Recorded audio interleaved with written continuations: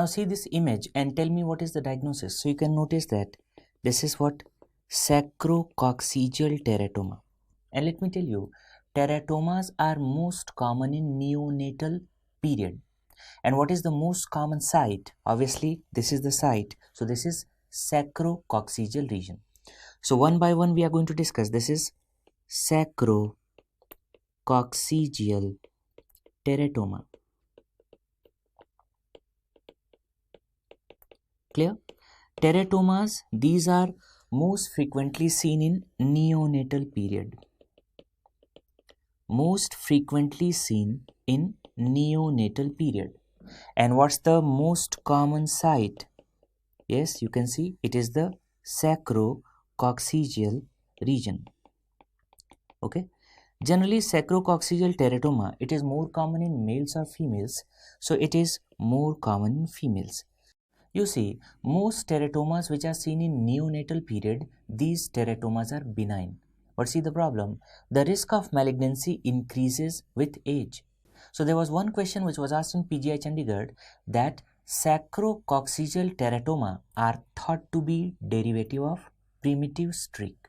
So three important points. First, most teratoma in neonatal period, these are benign. Risk of malignancy increases with age, and sacrococcygeal teratoma is thought to be derivative of primitive streak.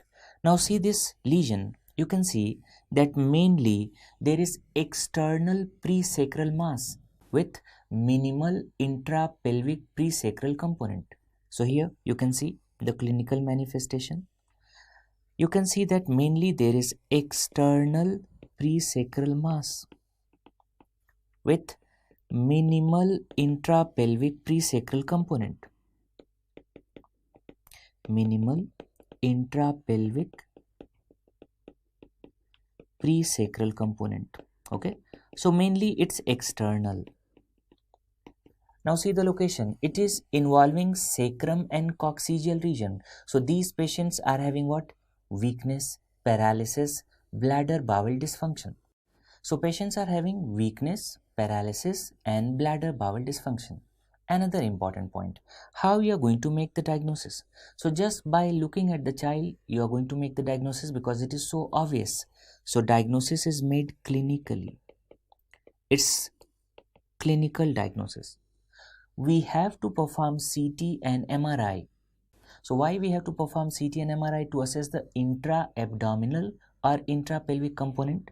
So to assess intra-abdominal and intrapelvic component, we perform CT or MRI. So I'm repeating.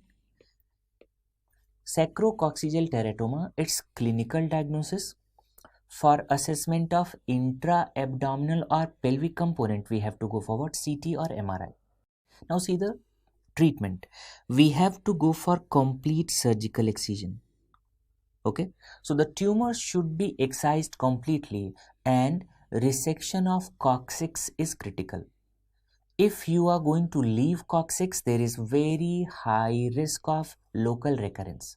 So complete surgical excision of teratoma with excision of coccyx. So see the treatment of sacrococcygeal teratoma. We perform complete surgical excision of tumor.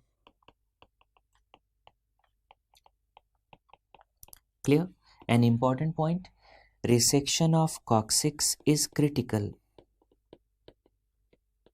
Resection of coccyx, this is critical. Why?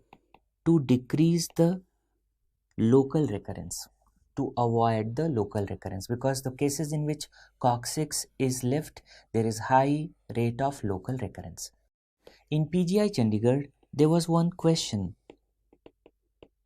And what was the question? Currarino triad. Okay. So it is related to sacrococcygeal teratoma. What are the components of Currarino triad? The components are anorectal malformations. These patients have sacrococcygeal osseous defect and there is presacral mass. So these are the components of Currarino triad and this completes the pediatric surgery.